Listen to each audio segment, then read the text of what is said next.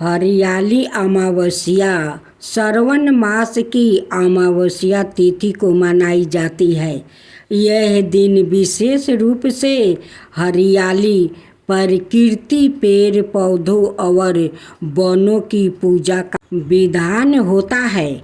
इस दिन महिलाएं सुख, समृद्धि और संतान की लंबी उम्र के लिए व्रत करती है। विशेषकर उत्तर भारत और मध्य भारत के राज्य जैसे उत्तर प्रदेश, राजस्थान, मध्य प्रदेश और बिहार में यह पर्व बड़े श्रद्धा से मनाया जाता है। ये अब श्रवण करते हैं हरियाली अमावस्या की पौराणिक कथा। प्राचीन समय की बात है। एक गांव में एक निर्धन ब्राह्मण और उसकी पत्नी रहती थी। वो अत्यंत धार्मिक थे और हर व्रत पर्व को श्रद्धा से करते थे। ब्राह्मणी हरियाली अमावस्या का व्रत बड़ी श्रद्धा से करती थी। वो मानती थी कि इस व्रत से न केवल घर में हरियाली आती है, बल्कि जीवन में सुख, शांति और संतान की रक्षा भी होती है। एक बार उस गांव में अकाल पड़ गया, खेत सूख गया, कुएं खाली हो गया और पेड़ पौधों मुरझा गया।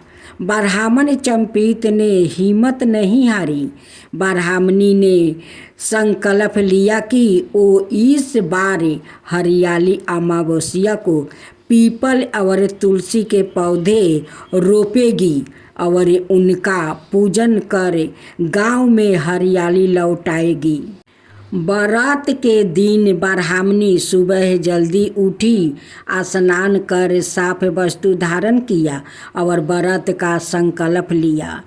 वो पीपल के नीचे गई, वहाँ जल चढ़ाई, हल्दी, रोली, अक्षत, मिठाई और दीपक से वो पूजन किया।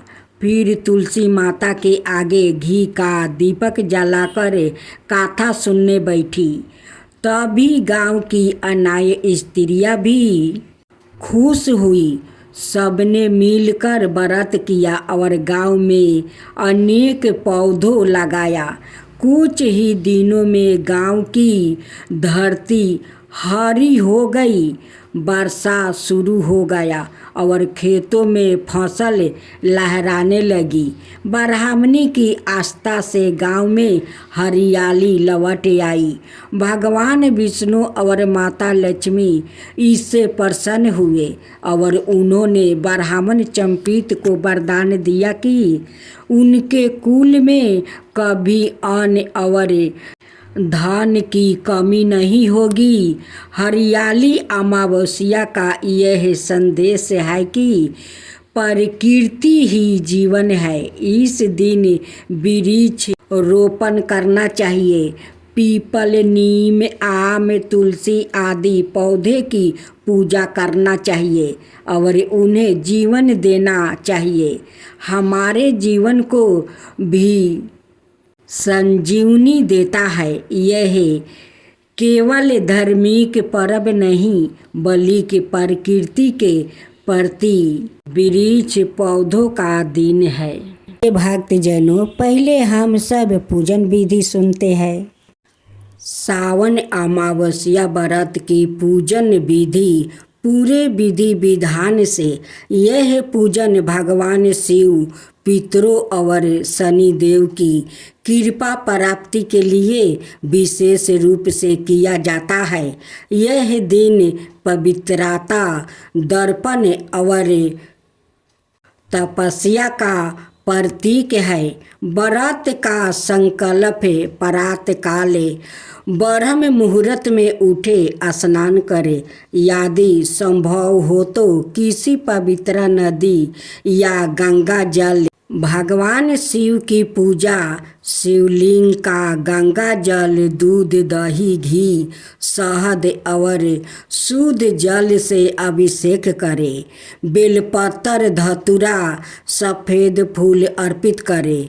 दीपक जलाए, धूप करे, अक्षत चढ़ाए। नैवेद्य गुड़, दूध या खीर अर्पित करें। मिलाकर जल से स्नान करें। साफ वस्तु पहने और पूरब या उत्तर की दिशा में बैठकर संकल्प करें। घर के आंगन या छत पर दक्षिण दिशा की ओर मुख करके पितरों को जल और तिल अर्पित करें। दर्पण के लिए जल में काले तिल, कुसा और दूध मिलाकर पितरों के नाम से अर्पण करें। शाम के समय तुलसी या पीपल के नीचे दीप जलाए। यदि पास में नदी हो तो वहाँ दीप प्रवाहित करें। कहा जाता है कि दीप दान करने से पितृगण प्रसन्न होते हैं। किसी ब्राह्मण को भोजन करवाए, वस्तु दे, दक्षिणा दे। गाय को हरा चारा, गुड़ आदि खिलाए। गरीबों को अन्न, तिल, वस्तु, छाता आदि दान करे। रात्रि में फलाहार करे या अगले दिन सूर्यास्त के बाद व्रत का पारण करे। व्रत गाथा का श्रवण पाठ अवश्य करे। इस दिन झूठ, क्रोध, निंदा, कूट शब्दों, मांस, मदिरा से पूरी तरह बचना चाहिए। सावन अमावस्या को पवित्र भाव से मानने पर पितृ दोष, काल सर्प दोष और अकाल मृत्यु के भय से मुक्ति मिलती है। जय श्री कृष्णा। राधे राधे। भक्तजनों, आज आप सभी ने श्रवण करेंगे सावन अमावस्या व्रत कथा। सावन मास का प्रत्येक दिन भगवान शिव को विशेष महत्व होता है। यह तिथि न केवल आध्यात्मिक साधना और पितृ पूजन के लिए शुभ मानी जाती है, बल्कि यह दिन अंधकार से प्रकाश की ओर जाने का प्रतीक भी है। अमावस्या का यह पावन दिन भक्तों को आत्म चिंतन, तप और शिव आराधना का अद्भुत अवसर प्रदान करता है। इस दिन श्रद्धालु गंगा स्नान, शिव पूजन, दीपदान और पितरों को दर्पण करते हैं। मानता है कि सावन अमावस्या के दिन व्रत और पूजन करने से जीवन में सुख, शांति, समृद्धि और पितृ दोष से मुक्ति प्राप्ति होती है। इस पावन अवसर पर व्रत गाथा का श्रवण और पूजन विधि करने से भगवान शिव प्रसन्न होते हैं और सभी कष्टों का नाश करते हैं। आइए हम सुनते हैं सावन अमावस्या व्रत की पावन गाथा, जो श्रद्धा और आस्था से परिपूर्ण है। बहुत समय पहले की बात है। एक नगर में धनी राम नाम का एक बड़ा ही संपन्न व्यापारी रहता था। उसके पास धन धनाए, नौकर चाकर, हाथी घोड़े सब कुछ था, लेकिन संतान नहीं थी। यह बात उसे बहुत सताती थी। वो और उसकी पत्नी प्रतिदिन मंदिरों में जाकर भगवान शिव और माता पार्वती की पूजा करते, दान करते, व्रत रखते, लेकिन संतान सुख नहीं मिलता। एक दिन सावन के महीने की अमावस्या आई। धनी राम की पत्नी ने निश्चय किया कि वो इस दिन व्रत करके भगवान शिव और पितरों की पूजा करेगी। उसने गंगा स्नान किया, शिवलिंग का अभिषेक किया, पितरों के लिए दर्पण दान पुण्य किया और दिन भर उपवास रहकर रात्रि में व्रत का पारण किया।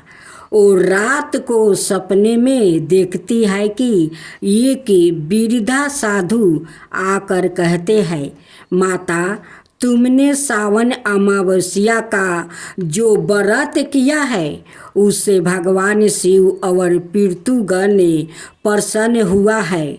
शीघ्र ही तुम्हें संतान सुख प्राप्ति होगा। कुछ समय पश्चात धनी राम की पत्नी ने एक सुंदर पुत्र को जन्म दिया। पूरा परिवार आनंदित हो गया। उन्होंने अपने पुत्र का नाम शिव प्रसाद रखा। समय बीत गया, शिव प्रसाद बड़ा हुआ, सुचित और धर्मपरायण भक्त बना। जब वो विवाह योग्य हुआ तो उसका विवाह एक सुंदर संस्कारी कन्या से हुआ। लेकिन विवाह के बाद कुछ अजीब घटना होने लगी।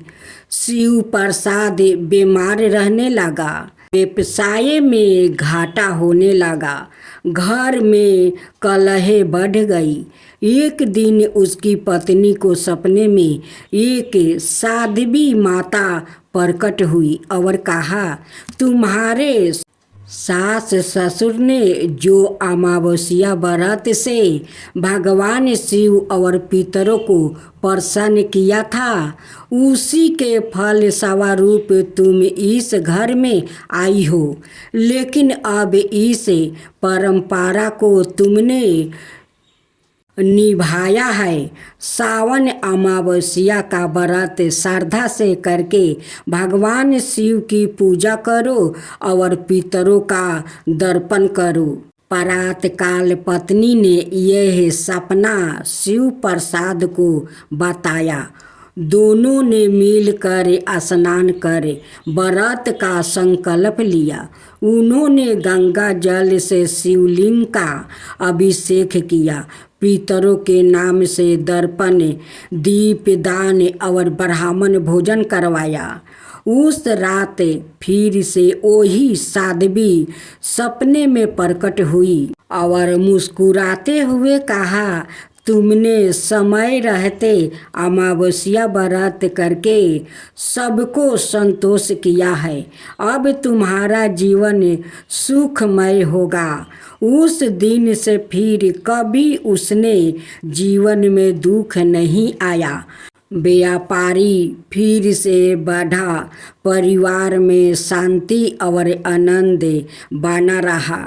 उन्होंने हर साल सावन अमावस्या पर यह व्रत करना शुरू किया और इसे पीढ़ी दर पीढ़ी अपनाया। सावन अमावस्या पर व्रत रखने, पवित्र नदी में स्नान करने से, शिव पूजन और पितृ दर्पण करने से पितृ दोष समाप्त होता है। जीवन में शांति और समृद्धि आती है। संतान सुख, आरोग्य और आध्यात्मिक धन प्राप्ति होती है। अंत में बोलो जय उस परिवार ने अमावस्या व्रत कर सब दुखों से छुटकारा पाया। वैसे ही जो भी श्रद्धा से यह व्रत करता है उसके जीवन में कभी अभाव नहीं आता है। सावन अमावस्या की एक और प्राचीन कथा बहुत पुराने समय की बात है।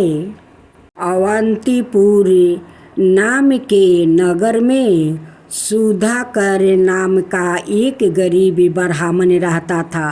वो अत्यंत धार्मिक, परिश्रमी और ईमानदार था। लेकिन उसके भाग्य में लगातार कष्ट ही कष्ट थे। उसकी पत्नी स्वयं भी बहुत सती साध्वी थी। फिर भी दोनों को संतान का सुख नहीं था। जीवन में दरिद्रता, रोग और जैसे अंधकार फैलते जा रहे थे, सुधाकर प्रतिदिन भगवान शिव का नाम लेता था और जीवन को किसी तपस्वी की भांति जीता था। लेकिन एक दिन वो बहुत दुखी होकर गंगा किनारे बैठ गया और रोने लगा। वही एक वृद्धा साधु आया और बोला, बस्ते जीवन में ऐसा समय हर बेआकित के भाग्य में आता है, लेकिन यदि तुम सावन अमावस्या का व्रत रखो, भगवान शिव की विधि पूर्वक पूजा करो और अपने पितरों की दर्पण दो, तो अवश्य ही भाग्य बदल सकता है। सुधाकर ने श्रद्धा से प्रण किया कि वो इस व्रत को पूरी निष्ठा से करेगा। सावन की अमावस्या आई। उस दिन सुबह उसने गंगा जल से स्नान किया, पीपल वृक्ष के नीचे दीप जलाया, भगवान शिव की पूजा की, शिवलिंग पर बेलपत्र, जल और दूध अर्पित किया। फिर दक्षिण दिशा की ओर मुख करके पितरों को कुश से जल और तिल से वो दर्पण दिया। व्रत का फल ब्राह्मणों को भोजन कराकर, गाय को हरा चारा खिलाकर और गरीबों को वस्तु दान देकर समर्पित किया। रात को शिव मंदिर में रुकते समय उसे सपने में भगवान शिव दर्शन देते हैं और कहते हैं, बस्ते सुधाकर, तुमने सावन अमावस्या का व्रत करके न केवल मुझे प्रसन्न किया है, बल्कि अपने पितरों को भी संतोष किया है। तुम्हारा पीतु ऋण अब समाप्त हुआ। मैं तुम्हें आशीर्वाद देता हूँ। तुम्हारे घर लक्ष्मी आएगी, संतान होगी और जीवन में सुख संपन्नता का आगमन होगा। सुबह जब वो उठा तो उसका मन शांत और प्रसन्न था। कुछ ही दिनों में उसका पुराना मित्र उसे खोजते हुए आया और व्यापारी में आधे मुनाफा का प्रस्ताव दिया। धन की वर्षा होने लगी। फिर कुछ ही समय में स्वयं ने एक पुत्र को वो जन्म दिया।